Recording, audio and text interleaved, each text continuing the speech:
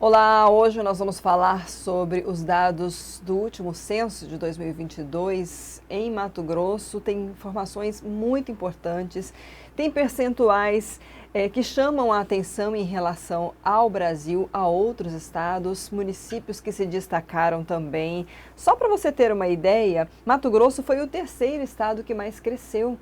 E você tem aqui uma média brasileira de 6,5% de crescimento, sendo que Mato Grosso foi 20,5%, isso em comparação a 2010. Espero que eu esteja, são muitos dados, espero que eu esteja falando corretamente aqui. A nossa entrevistada é justamente a superintendente do IBGE em Mato Grosso, Milane Chaves da Silva. Milane, obrigada por ter aceito o nosso convite para esse bate-papo.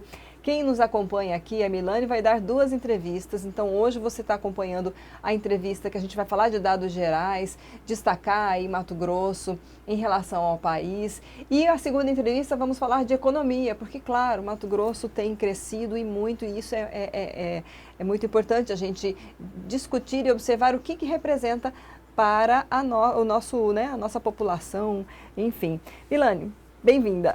Obrigada, Lídice. É um prazer estar aqui novamente conversando sobre os dados do Censo Demográfico 2022, agora divulgados após 12 anos, sem um censo demográfico. Estamos divulgando e Mato Grosso, como já era esperado, se destaca no crescimento populacional. Então, antes da gente iniciar e partir para as cidades, digamos, em especial a nossa capital, esse dado, essa diferença do crescimento do estado em relação ao país, a que se deve? Como é que está comparando aí com cidades, com estados, que tenham a mesma proporção ou mesmo estados maiores aqui no país? Qual a avaliação que você faz desse? Sim, podemos começar pela região centro-oeste. Então, os dados do censo demonstraram que os estados da região centro-oeste, Mato Grosso do Sul, Goiás, Mato Grosso, o Distrito Federal, é uma situação à parte, mas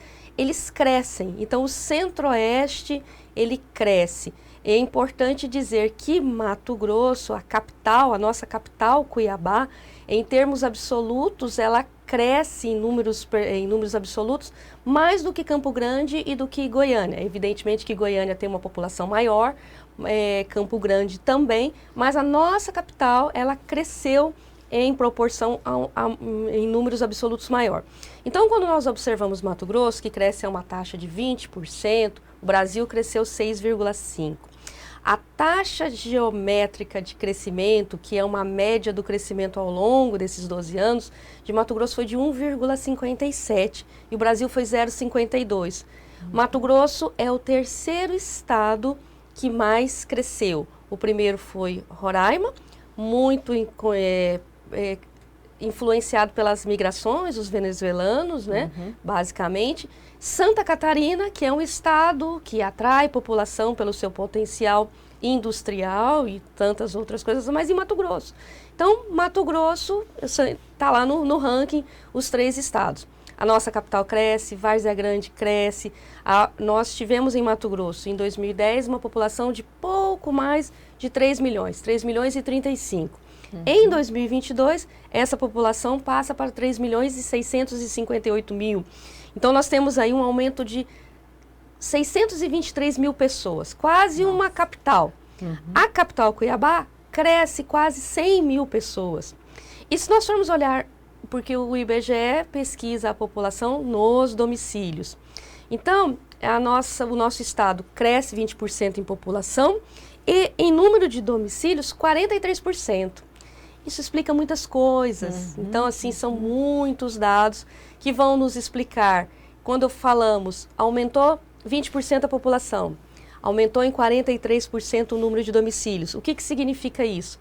A média de moradores por domicílio lá em 2010 era da ordem de 3,3 e agora é 2,8. Então, as pessoas estão morando em menos pessoas nos domicílios. Então, se você tinha uma média de 3 pessoas, você tem uma média de 2,8. Então, pessoas morando sozinhas, 2 pessoas, mas aumenta. Isso é importante porque demonstra que Cuiabá e Várzea Grande e o estado também teve uma expansão imobiliária, número de domicílios. Então são dados riquíssimos que demonstram Mato Grosso. A gente falando ainda em Cuiabá, eu acho que é importante comparar aí Cuiabá com outras capitais, né? Como é que porque a gente tem aqui, então, 650.912, né, habitantes na nossa capital, com esse crescimento que você apontou. Esse índice, né, de crescimento, ele foi visto em alguma outra capital do país? Como é que está a nossa... é algo que já era esperado? Vocês previam que haveria esse crescimento da capital? Sim, havia essa previsão, porque Mato Grosso, como é um estado pujante economicamente, tem uma baixa taxa de desocupação, dados da PNAD, então, primeiro trimestre de 2023, nós tivemos uma taxa de desocupação de 4% menor do que o Brasil, que foi 8%, e se fala muito do agronegócio em Mato Grosso. As pessoas vêm para trabalhar no agronegócio. Mas o agronegócio tem aquela característica de promover os encadeamentos, tanto para frente quanto para trás. Então, comércio, serviço, insumos. E a capital é onde as pessoas chegam, é um polo de serviço, de eventos financeiros. Então, a nossa capital, ela cresce também, está entre as capitais que mais crescem. Ela não é uma capital aí que está perto aí, né, de chegar a uma capital com 1 milhão, mas ela já chegou a 650 mil. Mas ela está entre as capitais que mais crescem e similar a Uberlândia e Joinville. Então, Joinville não é uma capital, mas é uma cidade acima de 100 mil habitantes, que possui uma indústria muito forte.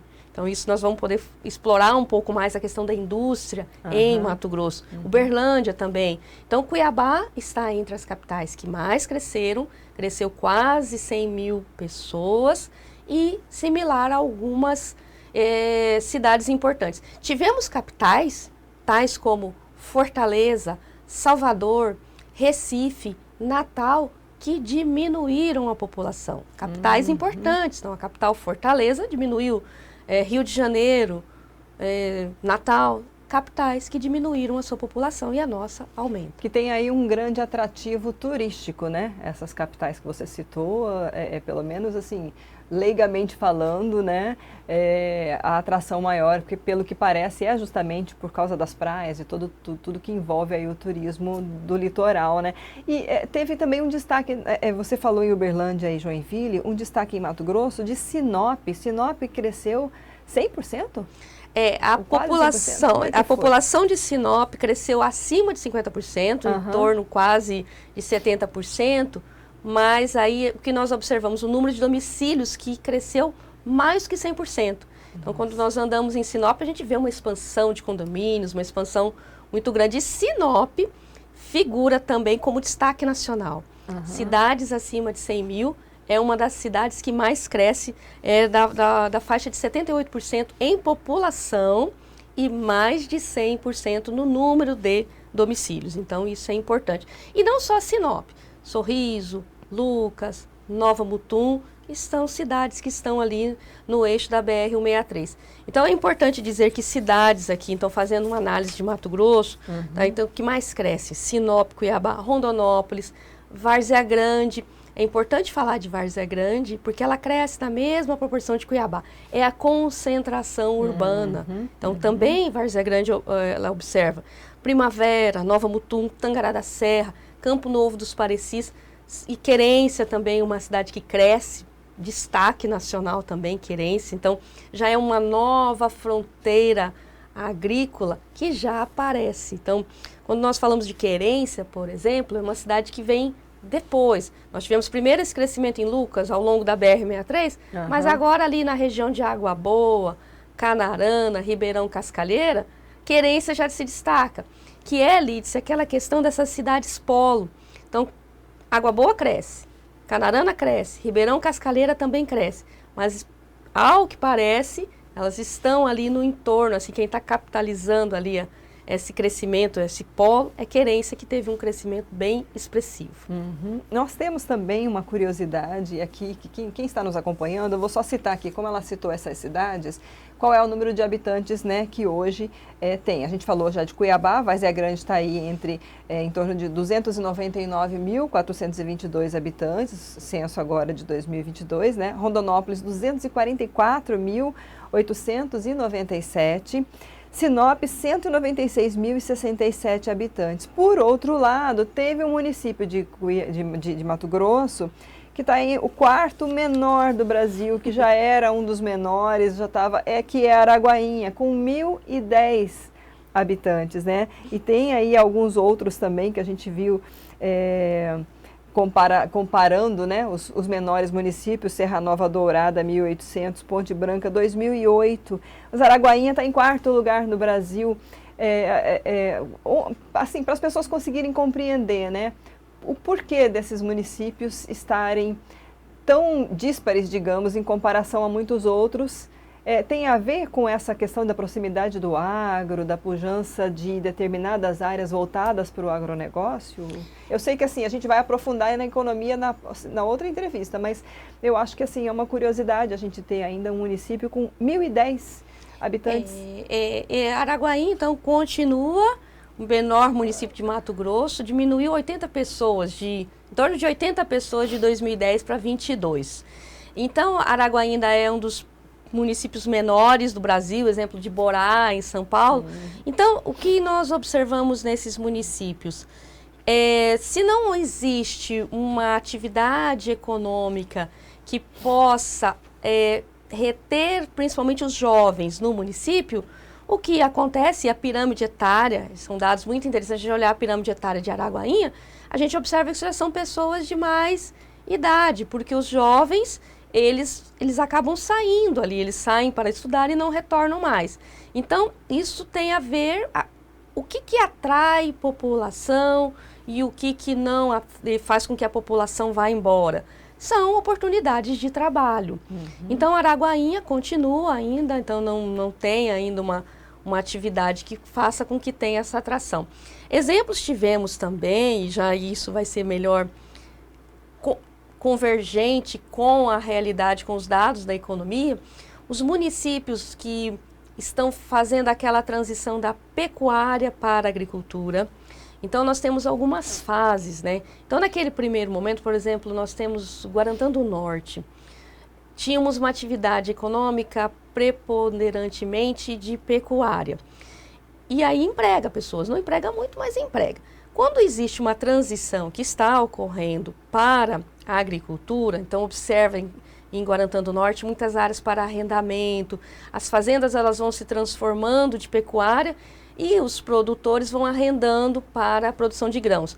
Quando se arrenda, isso faz com que diminua, nesse primeiro momento, a população que trabalhava na pecuária. Então, essa população, ela vai...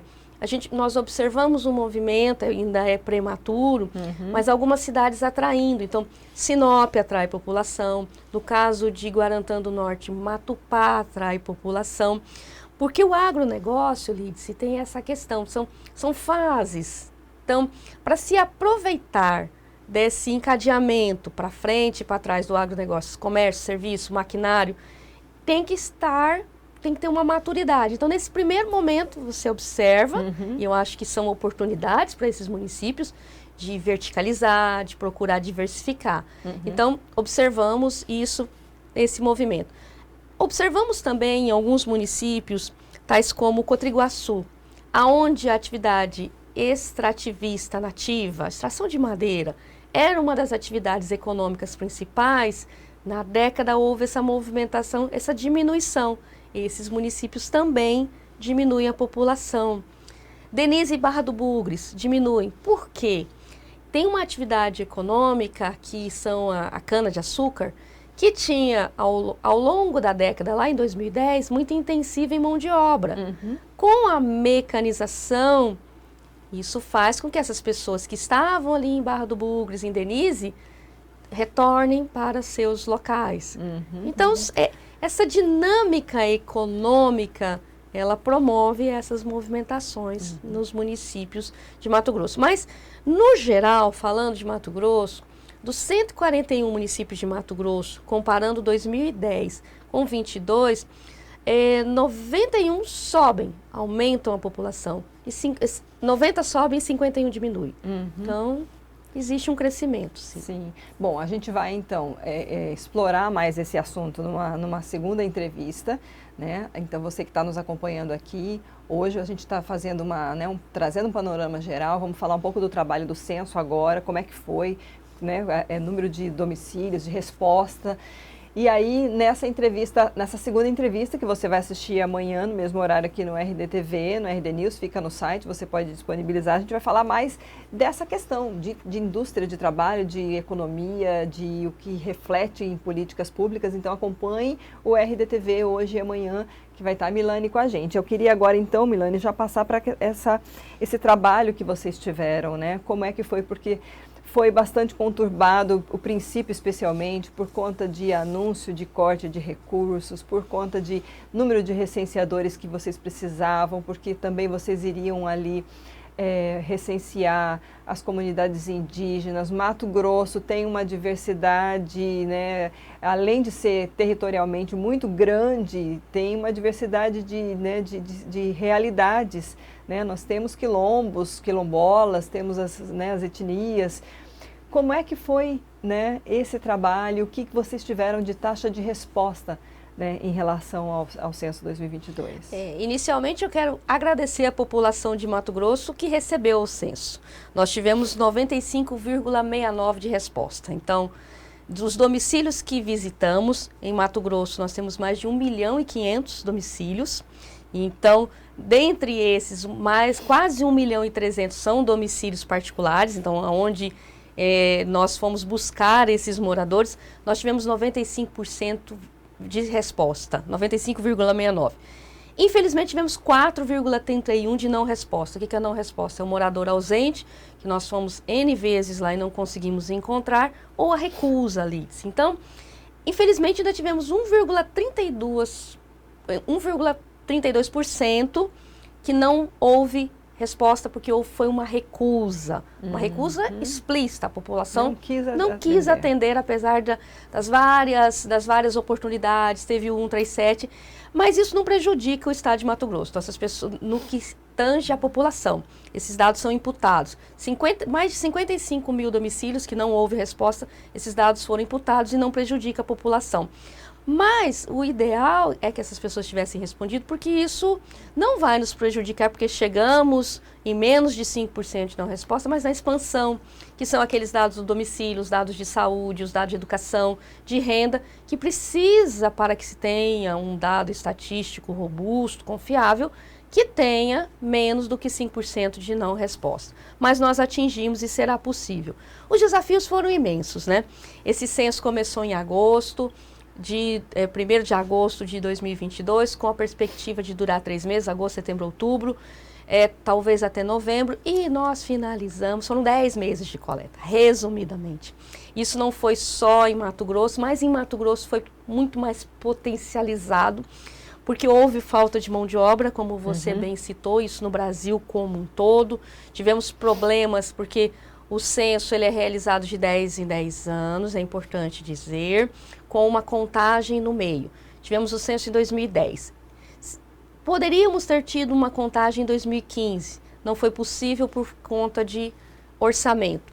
O censo daí, iríamos para o censo em 2020, sem a contagem no meio. Tivemos a pandemia, não tivemos como realizar em 2020. Em 2021, ainda tínhamos resíduos da pandemia, mas tivemos uma questão orçamentária. Houve um corte no orçamento e não foi possível o IBGE fazer o censo em 2021. E aí fomos para o censo em 2022, com um orçamento que, naquele momento, precisava de um aporte. Tivemos dificuldades e iniciamos. Tivemos o problema de mão de obra e aí, por isso, e essa questão também da população. Tivemos, por conta desse corte de recursos lá em 22, foi necessário fazer uma escolha. E a escolha, A única coisa que se poderia cortar era a divulgação. Então, a divulgação foi feita, mas muito bravamente pelos meios do próprio IBGE e com os parceiros. Não houve aquela mídia paga, mostrar na TV, na novela, a pessoa sendo recenseada, que isso é muito importante. Mas mesmo assim nós tivemos sucesso, mas foram 10 meses. Tivemos problema de mão de obra. O que Mato Grosso fez que foi inédito? Já no início nós importamos mão de obra, porque como tudo se converge, então assim, temos baixa taxa de desocupação. Então, em Mato Grosso, o que é? O trabalho compete pelo trabalhador, a vaga de trabalho. Então, um trabalho temporário. Tivemos muita dificuldade de contratar recenseadores. Importamos recenseadores de Rio de Janeiro, num primeiro momento, do Amazonas, de Santa Catarina e, por fim, de Minas Gerais. Nossa, então, para finalizar, então nós, no final, Lídice, já agora, neste ano, nós trouxemos mais de 150 pessoas de Minas Gerais e de Goiânia. Então, nesses estados já estavam finalizados, porque não teve tanta escassez de mão de obra. E aí, Mato Grosso... E aí, pessoas treinadas, né? Que já estavam... Pessoas treinadas, isso.